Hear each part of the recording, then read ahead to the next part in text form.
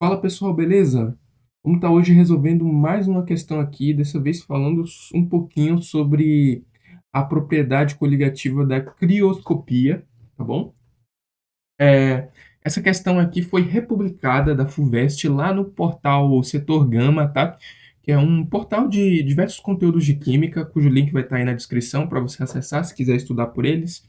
Tem várias listas de diversos assuntos, tá bom? Então vamos nessa resolver essa questãozinha aí da FUVEST. Duas soluções aquosas, uma de glicose e outra de sacarose, contêm a mesma massa em gramas de soluto por litro de solução. E aí, na alternativa A, a gente precisa comparar os valores dos produtos de congelação, dos produtos não, perdão, dos pontos de congelação dessas duas soluções com o da água pura. E na B, a gente precisa dizer qual das duas soluções apresentará o menor ponto de congelação e explicar a resposta. Beleza, pessoal, vamos nessa. O que vai acontecer? Para a gente resolver essa questão, a gente precisa saber uma das leis de Raoult, né? Que é a lei da crioscopia. O que essa lei de Raoult vai dizer? Que a variação na temperatura de fusão ou congelação, como a questão usa ali, de uma solução que tem um solvente, um soluto, tudo certinho, ela vai ser o produto da constante crioscópica do solvente vezes a concentração molar daquele soluto, tá? Daquela solução, tá bom? E vezes o fator de correção Van 't Hoff, tá? Que a gente já viu aí em algumas outras questões anteriores, certo? Então, resumidamente, pessoal, a gente vai ter que aplicar essa lei de Raoult aqui para essas duas soluções, uma com glicose e uma com sacarose. A que tiver um valor maior de variação na sua temperatura de fusão, obviamente vai ter um impacto maior, né, vai ter um impacto maior dessa variação na temperatura de fusão, ok? Dessa propriedade coligativa, tranquilo? Não daria para resolver isso daqui apenas com o fator de correção Van 't Hoff, porque ambas as substâncias aqui elas são compostos moleculares, tá? Elas não são compostos iônicos. Ou seja, quando a gente solubilizar a glicose e a sacarose na água, né, o número de partículas formado vai ser apenas um para ambas, então não vai ter parâmetro de comparação, tranquilo? Então vamos nessa. Primeira coisa, eu vou colocar aqui a fórmula molecular da glicose, tá? A glicose, para quem não sabe, ela é escrita quimicamente como C6H12O6, tá bom? Já a sacarose, pessoal, a sacarose, deixa eu colocar aqui embaixo, sacarose, ela é escrita quimicamente como C12H22O11. Então, como vocês podem ver, são compostos moleculares, portanto, não sofrem nem ionização nem dissociação, ok? Tranquilo. Vamos nessa. Vamos analisar primeiramente a glicose, pessoal. O que acontece? A gente não precisa analisar essa constante crioscópica, então eu vou até descartar ela da fórmula. Por quê? A constante crioscópica ela é referente ao solvente, que no caso é a água, né? São duas soluções aquosas. Então, portanto, ela vai ser igual em ambas. Então, não vai mudar nada na conta, tá bom? Então, a gente vai usar apenas, né, vou botar aqui ΔTFG da glicose. A gente vai usar apenas a concentração molar e o fator de correção Van 't Hoff. Para a gente pegar a concentração molar, a gente deve lembrar que essa concentração molar é o número de mols do soluto pela massa do solvente. E o número de mols de qualquer substância pode ser calculado como a massa daquela substância dividido pela sua massa molar, tá bom? Então, a nossa variação da temperatura de fusão da glicose, no caso, solução de glicose, ela vai ser a massa da glicose, tá? Que eu vou chamar de Mg, dividido pela sua massa molar. Bom, deixa eu ver se está dando para ver tudo tranquilo. Dividido também pela massa de água, tá bom? Isso tudo aqui vezes o fator de correção Van 't Hoff.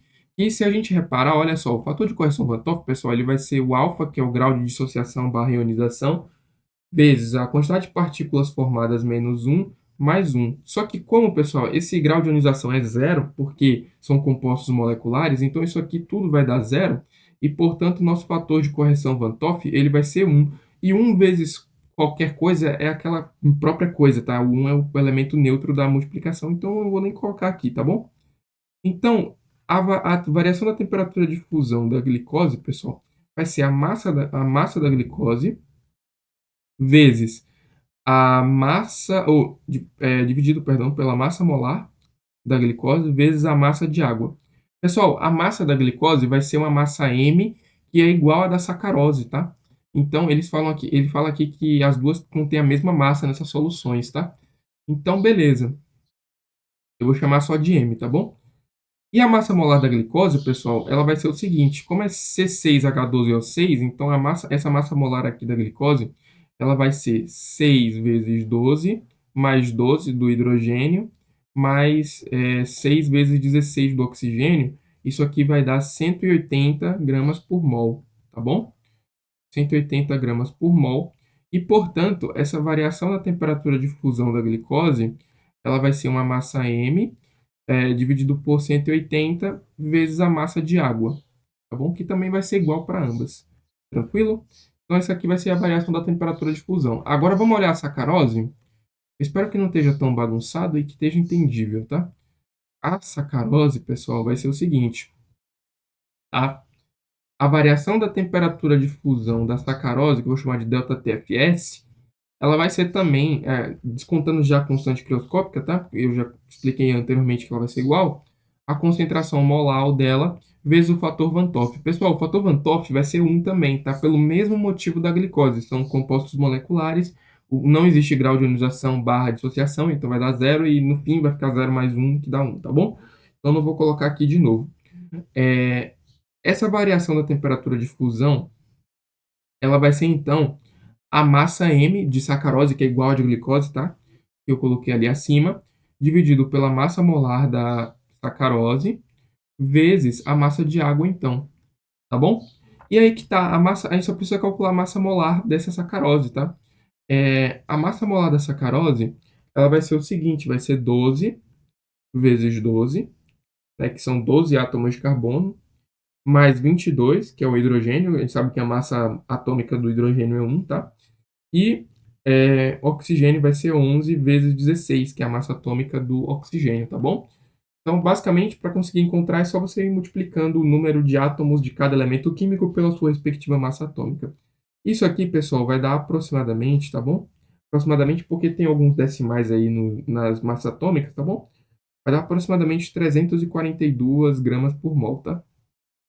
Então, essa aqui é a massa molar da sacarose.